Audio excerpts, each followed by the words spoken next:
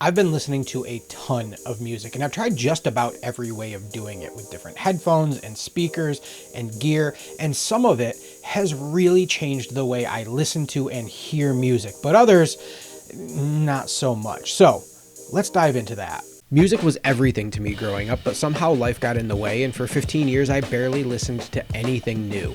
Now I'm 40 and I'm diving back in, one song, one album at a time, and sharing that journey with you. Welcome to Hendy Creek.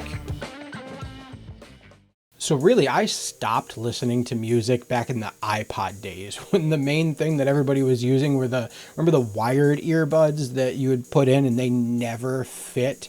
And if you turned your head too quickly, they would fall out. Or, the tape adapter where you'd have to plug it in if you wanted to listen to something in the car. That's how far back I'm going here. And things have changed significantly since then. And it's taken a little bit of time for me to kind of catch up with where music listening technology is now, especially given different budget parameters. And over the last couple of years, I've been trying a few different things, seeing what worked, and I've kind of settled on 4 things that have worked really well for me that I'm going to share here today. But to be completely clear here, these are not audiophile level recommendations. These are things that kind of fit the basic criteria that I was looking for, which were, relatively budget friendly, relatively convenient and easy to use in different situations, and obviously sound as good as possible. I know I'm not going to expect top tier, best of the best sound quality, but for the roughly $100 price range that I'm talking about with everything here, that sound pretty decent. And as I go through this list, if anything sounds interesting to you, I have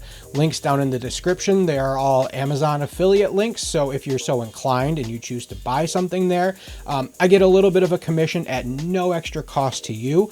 It's just a little way that you might choose to help out this channel. But before I get into the gear that I use, I do want to take just a second and talk about how I access music, because I think that's just as important as talking about the gear is talking about where the music comes from. And for me, I have kind of 3 primary ways of listening to music. The first is streaming. I think that's the most obvious way of accessing music in 2025. Everybody's got a subscription to a streaming service, and I've tried a few. Pandora was awful. Spotify I liked. It was pretty good, but I've actually settled on YouTube Music for a few reasons. The first of which is that I've always had a YouTube Premium subscription, and YouTube Music comes with that. And to me, it didn't really end up making much sense to have, to be paying extra for a service that I already have access to somewhere. I think there are some things with Spotify that I did like. There were some features that I liked with Spotify, but in the end, it didn't justify that extra, subscription every month. So I've stuck with YouTube Music, and the catalog there has been perfectly good. The quality has been perfectly good, and I've been perfectly happy with it. The second way I access music is with a hard drive full of music, and this comes from just ripping CDs. Years ago, I spent a lot of time taking all of my CDs, taking my CD collection and putting it onto a computer a long time ago. And I still have access to that. That has survived until today. The drawback with that is that I didn't always take care to make sure that I was ripping them in the highest quality audio files, and I don't have access to the CDs anymore. So what's there is there, but it is something that I'm working on expanding. Every time I go to the local record shop, buy a new CD, I rip it in the best quality that I can now and put it on that hard drive. If I buy something new on Bandcamp, I put it on there so that I have access to it. And it's also something that I have on a Plex server, so I can listen to it on my phone from anywhere, and it's been super convenient. And the third way I listen to music is with a very meager collection of vinyl. I think I counted the other day, I have 11 records. Not anything crazy at all. I enjoy listening to what I have, but it's also not a huge priority for me, just in terms of the cost of buying new records. I have other things that I could be spending my money on, and it's not super convenient. It's nice when I'm sitting here in my office and I want to listen to something. I can put it on. I can put on a record on the turntable and listen to that, but it's not like I can listen to it on my phone while I'm out walking the dog or something, so it's not the highest priority for me. And so those are the 3 ways that I access music. So let's now get into the actual gear that I use to get the music from those places into my ears. So I have 4 things that we're going to talk about. I have 3 different types of headphones, and I have 1 set of speakers that I'm going to share here. And I'm going to list them in order of the least favorite and least commonly used thing that I have to my most favorite and most commonly used. So first on the list are my Aftershokz headphones. And if you've never seen Aftershokz headphones, these are bone conduction headphones, which means instead of covering your ear or going over or in your ear, they actually sit in front of your ear like that and keep your ear open. The benefits of these are that they allow you to be aware of your surroundings. Like I said, they're great for running. I could put those on and I could listen. I could hear if there are dogs or cars or people. I like them, if you're going shopping, you're at the grocery store or something, you can throw those on and still be aware of your environment. They're comfortable, they're lightweight. You can wear them for a long period of time and not get too uncomfortable with them. And the battery life on them is really pretty great. The downside of these though is that the audio quality really isn't all that great. Since they aren't actually going in your ears, you're not getting the best sound quality. I've found that actually they are better. I prefer them if I'm listening to spoken audio like podcasts or audiobooks and things like that. Pretty good for that. For music, not so much.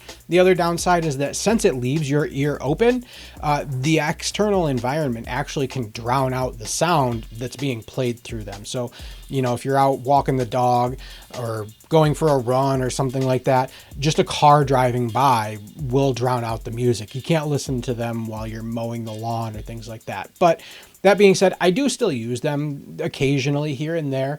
I'll wear them around the house if I'm just kind of puttering around doing some things and want to have a little bit of music on that isn't bothering everybody else, but I still want to be able to hear, my wife or the kids or the dog or something like that. They're still pretty convenient for that. Next up are my Pixelbuds Series A, and these are my primary headphones that I use at work. And I think the benefits of earbuds like this apply to a lot of different kinds of earbuds in this general price range of, $80 to $100, whether it's Pixelbuds or, Apple AirPods or any other manufacturer that makes earbuds in this price range. They're great because they're portable. The charging case is convenient. They're decent at blocking out sound. Like the Series A for the Pixelbuds isn't noise canceling like the Pixelbuds Pro, but they're decent enough. Like I can put them in and turn on music and I'm really not going to hear anything else going on. And they last a day, right? I can take them as long as it's charged up the night before. I throw them in my bag. I go to work. I pop them in when I get to my desk. I listen for the morning, put them back in the charging case, and then I can listen for the rest of the afternoon. And I can get a full day's worth of listening out of them. The downside for these though is that, at least for me personally, I've always found that earbuds in this price range tend to have too much low end, too much bass in them. And, that's a personal thing. That's a very subjective thing. It's something that I don't really care for. It doesn't ruin the experience for me, but I have other things that I would rather listen to than these, but the convenience makes up for that. And the other downside that I would say with this is the case. I don't love the case for these. This lid is kind of magnetic, like it kind of snaps shut, but it doesn't stay shut. So if you drop this, which I have, the earbuds may go flying. It would also be nice if it had some sort of like hook or, loop that I could attach a key ring or a carabiner or two or something like that. I know there are third-party cases and shells that you can get for this. I should probably do that, but I haven't yet, so it is a little bit of a drawback. Next up, let's get on to my speakers, and these are the only thing that I really have that I listen to music on that aren't some sort of headphones. I do have a couple of other small speakers, like a little, Google Home thing. I have a cheap little Bluetooth speaker out in the garage that I'll listen to if I'm working out there. But otherwise, this office right here is where I work when I work from home 3 days a week. And I wanted something that I could set up and listen to music here without having to put headphones on. So I went out and I got these PreSonus Eris 3.5 desktop speakers. These things are marketed as studio monitors. I don't really know how good they are for that, but for sitting here at my desk listening to music, they've been fantastic. On the plus side, these things were very easy to set up. They're powered speakers, which is nice. My turntable has a phono preamp built in, so that means I can plug these right into my turntable and listen to my records, which has been a pretty cool thing to be able to do now that I haven't been able to do before. On the back, they have RCA connections. They have a 1/4-inch connection. You can adjust the bass and treble back there. On the front, there is an 1/8-inch auxiliary input and a headphone output if you want to listen to headphones. So far, the 3.5-inch woofer and 1-inch tweeter have sounded really good and get significantly loud. Like I'm uncomfortable turning them up past a certain point because they get so loud. On the negative side, these, I guess, maybe aren't audiophile grade speakers if that's what you're into and that's what you want.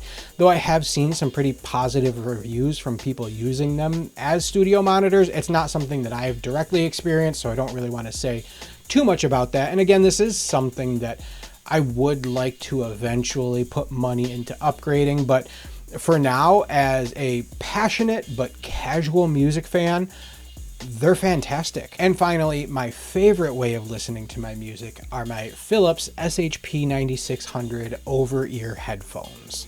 I got these a little over 3 years ago, and I just checked Amazon. They're still available, and they're significantly cheaper than they were when I got them. And I highly recommend them if you're in the market for decent headphones that aren't going to break the bank but sound great. On the pro side with these, they sound great. I love the open back design of these. I like the spaciousness of that sound with open back headphones. I know some people prefer closed back headphones. It's kind of a personal preference. These, I like it, and I think it sounds great. They also come with a 3-meter long cable, which is, over 9 feet. They're not wireless, so you're not getting like Bluetooth wireless connectivity where you can just walk around your house, but with 9 feet, you might as well be. And really, the biggest positive for me other than that is the price. Like, these are really just a reasonably priced, under $100, now significantly under $100 set of headphones that I think have been the biggest upgrade to my music listening experience so far. On the downside with these is that they're not wireless, which if that's something that is important to you, that you value, then these might not be for you. But again, with that 3-meter or over 9-foot long cord, it's really not that big of a deal, at least for me. The connection on the end of it is an 1/8-inch connector, which might be a problem. You probably will need to get something like this that is a dongle adapter that connects the 1/8-inch to USB-C if you're going to plug it into your phone. It does come with an 1/8-inch to 1/4-inch adapter if you're going to listen to it on a bigger stereo, but that 1/8-inch adapter also will most likely plug into pretty much any computer that you might be listening to music on. But overall, these are by far and away my favorite thing to listen to music on. All that being said, even though I am generally happy with all of the gear that I have and the different ways that I can access and listen to my music, there are a few things that I would like to eventually work on upgrading to improve my experience. The first thing I'd like to get is a dedicated DAC, which stands for Digital to Audio Converter. And these things have the job of taking the music files, whether it's from a streaming service or the files on your computer, and converting them from the zeros and ones that they are into an audio signal that your speakers and headphones can actually produce sound with. Every computer has a DAC built in, every phone has a DAC built in, and they're fine. But when you separate it out and you get a dedicated piece of equipment, you're just going to improve the audio quality. Eventually, I'd also like to upgrade to some more mid-range or high-end audio equipment, but that's probably a little bit further down the road. Unless you're an audio company watching this and you want to send me some free products to test, I'd be happy to do that. But really, my main priority right now is upgrading my sources of music. Streaming is convenient and it's great, especially when I'm on the go.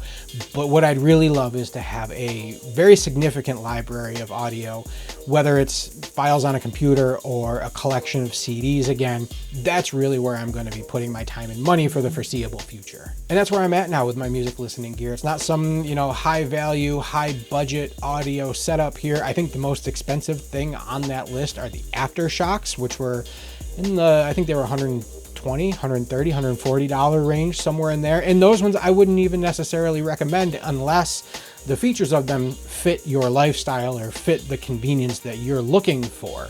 Otherwise, everything else on this list is right around or even under $100. But I'd love to know how you listen to music. Let me know down in the comments. What are some gear that you have that you enjoy? What headphones do you use? What speakers do you use? Why do you like them? Should I check them out? But for now, thanks for sticking around. I'm Kyle, and I'll see you next time.